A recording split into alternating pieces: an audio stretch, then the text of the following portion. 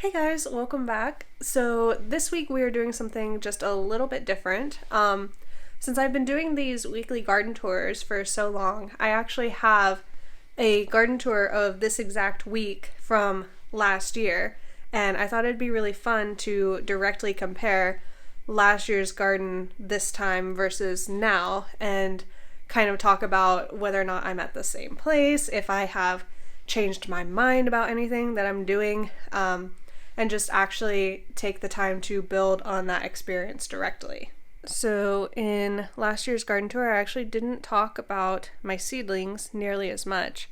So we're going to start out just by looking at how these guys are doing. I would say the most concerning thing is my eggplant. They are kind of coming up, but you can see this variety didn't come up at all.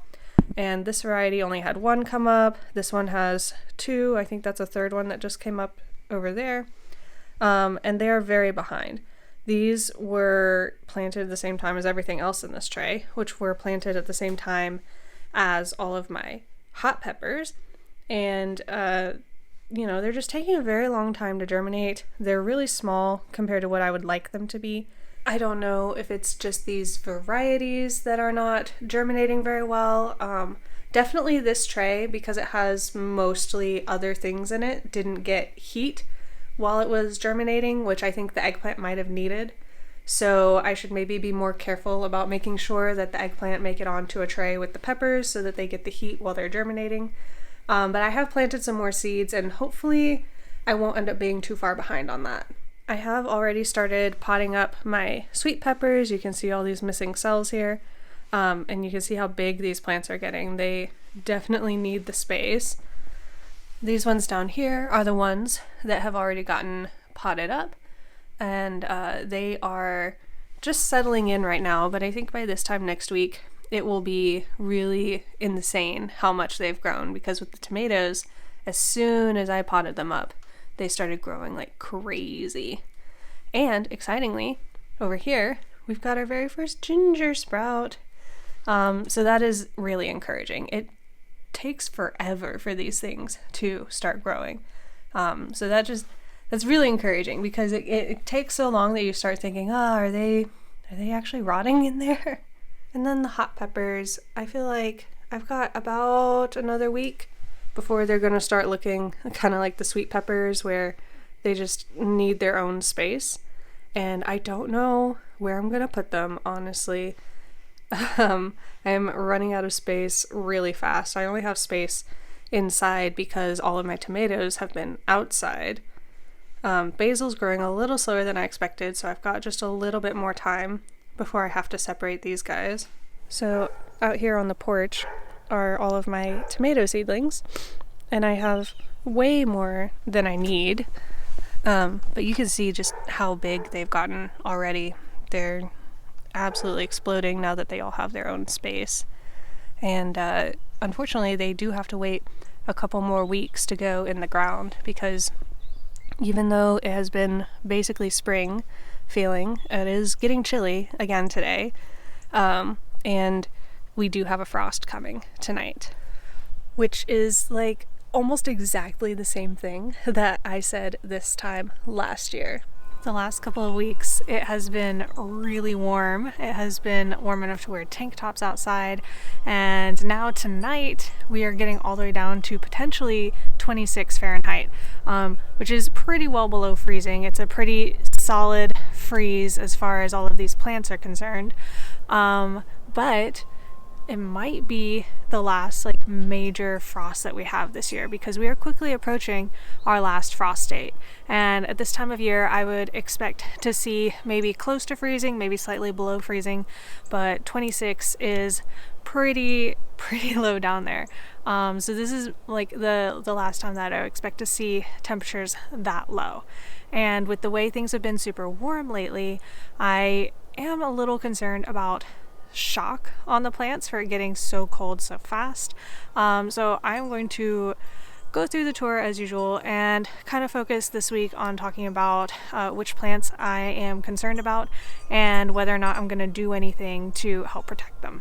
So yeah, I had rewatched that video and I was just like, wow, that could be today. It has been very warm and it is chilly again today. We've got a frost coming. I'm not actually as worried about my plants this year as I was this time last year because it's just barely getting below freezing tonight. And most everything out here, I think, is big enough to actually take that. For example, last year, I was really worried about my lettuces. I am a little bit concerned about these baby lettuces here. These were transplanted same time as that spinach. And while they currently look okay, what I might do is just kind of pull the mulch on top of them to give them a little bit of insulation from that cold as it comes up through here. And I actually got them started sooner this year because I knew last year I got them started too late. And so these are much bigger than the little ones that I was really worried about. And I think they'll be absolutely fine with the frost. The garlic, however, looks pretty good. There's a little bit of purple on the tips of these leaves, and I actually can't remember if that was here before. There was definitely some existing damage on some of the leaves from that big freeze we had back in December. And it has grown out since then. We can look at this newest leaf here, see that there's not really any damage on that, and probably conclude that the garlic was just fine with the temperatures. Garlic is one of those things where I really don't worry about it that much. It can handle almost anything. It can come up through pretty rough mulches and deal with pretty cold temperatures. This one next to it looks pretty good. I don't really see any of that same damage on these leaves, so not super concerned about garlic. So I have garlic in basically the exact same place I did last year. There's more weeds here than there was, but it's not as big as it was this time last year. It still looks really good, but I must have planted it somewhat sooner last year. But like I said last year, I really don't have any fears for my garlic. Garlic withstands pretty much any temperature that we could ever get here in South Carolina. I did not have Brussels sprouts in my garden this time last year, and I actually haven't been here in a couple of days, and I just noticed that these are going to flower all of a sudden. I guess it's just been warm enough. I bet these little flower heads are edible, kind of like little tiny broccolis. But yeah. Oh, look at this one. Very starting to flower head as well. All of these are starting to go to seed except for I think this one and this one haven't really started yet. But this one is the one that has the best looking Brussels sprouts on it as well. You can kind of see them in there. They are actually Brussels sprout shaped, unlike the rest of these. This one that had really bad aphids still has really bad aphids. But I'm just going to consider this ladybug food and hope that it attracts some into the garden this year. Even though these are going to seed and are probably not going to taste as good because of it, I'm going to leave them in the ground until I just need this space, because they're going to do still a good job protecting the soil from the sun and also just being a living root system for the what are they called? the mycelium that is in the soil that is helping to transmit nutrients between the soil and the plants. Let's take a look at the trellises from last year. And then on these two trellises we have peas. This variety that is doing really well is continuing to do really well. I don't notice any frost damage on these at all. Again, peas should be pretty darn frost hardy. Not super frost hardy, but 26 shouldn't be too bad for them. So I actually don't have anything planted on these trellises right now. I know it looks like I do because there's a lot of weeds, but I did not get around to planting peas in time, and I think it's only about 2 or 3 weeks out from being able to plant beans and other like summer stuff. So I'm just gonna leave them as is and just be happy with the already clean trellises that I have for getting the beans started. So last year in this area I had planted fava beans, and I was also complaining about potatoes coming up that I had forgotten about. I just noticed something interesting. There were a few potatoes over in this area that popped up that I think were just potatoes that didn't get dug from last year. And actually, I think it's almost exactly the same spot. I still have volunteer potatoes coming up that are coming up early and getting frost damaged and then coming back. So I think that's really funny that they're still in the exact same spot. Oh, I also just noticed right next to this, among all the wild onions trying to grow here, this is my first fava bean sprout. I put this in before this popped up. I was wondering when they were going to start sprouting. Here's another one coming up. Now these are also frost hardy, and they're so low to the ground right now, especially with the straw around them, frost shouldn't really make much of a difference to them. Whereas last year I had just had fava beans sprouting, this year I have full plants at this time that are flowering and hopefully setting fruit soon. Let me see. I don't know if I've seen any set fruit yet. We're getting close though. Like these ones are starting to wilt in a way that looks like they've been pollinated. So hopefully we see some beans emerging from these next week. And I think my prediction when I saw these starting to make flowers of 4 weeks was very off.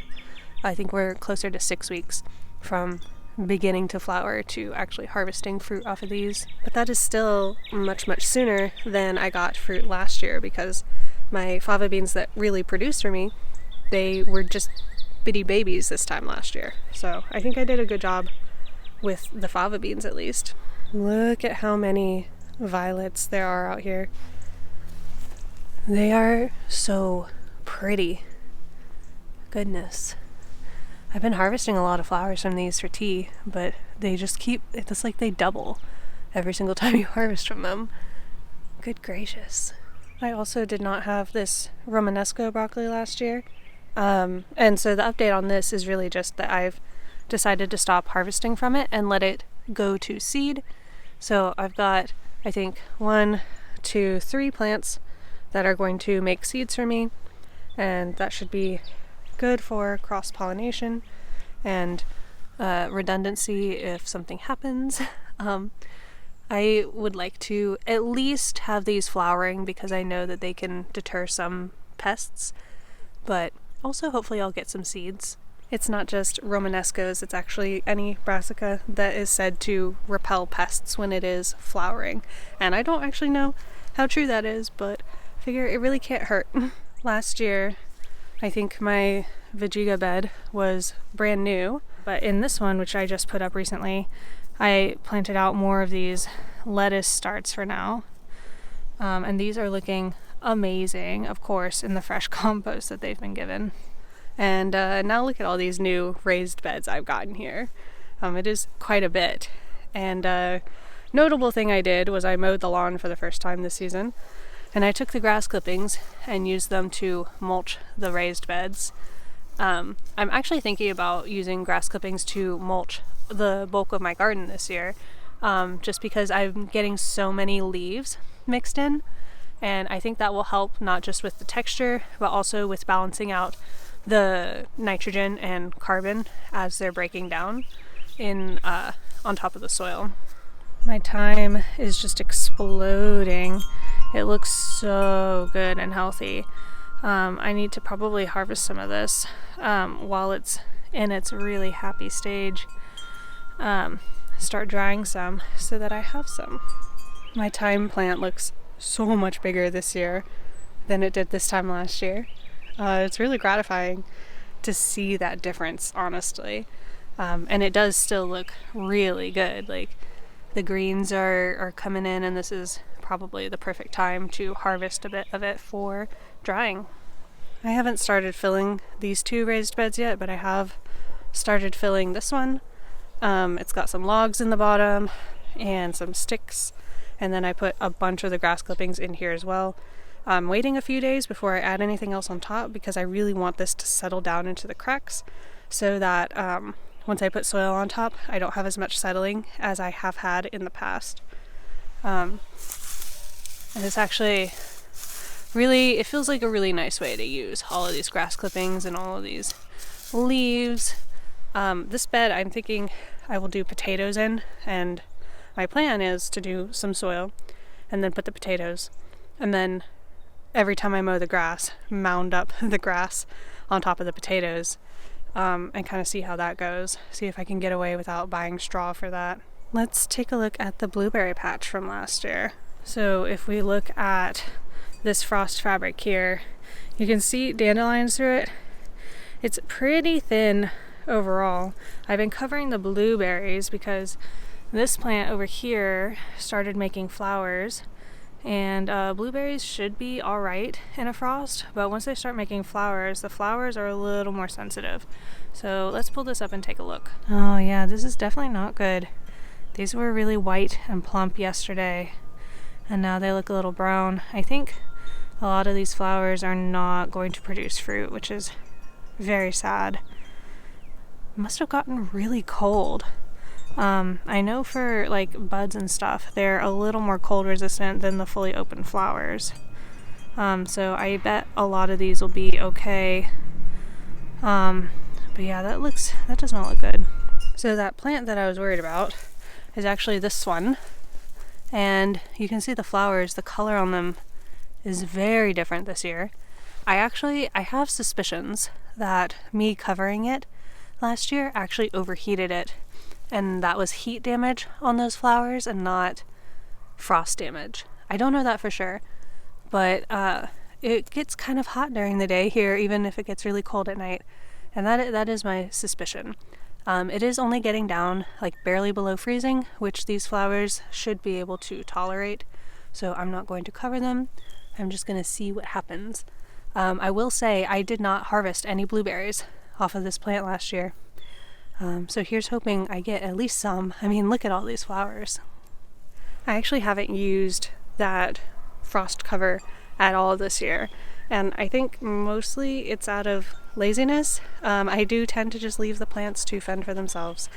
But also I think I'm getting better at planting stuff at the right time so that it doesn't actually need that cover. These two blueberry bushes were not here last year, and you can see they are also out here making some flowers.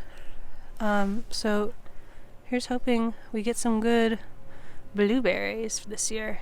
You can see the blackberries and the strawberries don't really care. I'm just now, today, right now in front of you, noticing that there's a little bit of a bud on this blackberry. But as I was saying, probably similar to the blueberries, the smaller the bud is, the less susceptible it is going to be to frost damage, because some of the more delicate structures of the flower haven't fully formed yet. So I was going to say that it looked like the blackberries were a lot farther along last year, like they're definitely much greener. But if I look over here, I am actually starting to see the first buds forming on this plant, which is exactly where they were at this time last year. I didn't really mention anything about the strawberries in this video last year, but if we take a look, they're not visibly flowering yet. My mom's strawberries are. They're a different variety than mine. And I will look up when I got my first strawberry last year and go ahead and put that on the screen for y'all so we can compare where we're at here.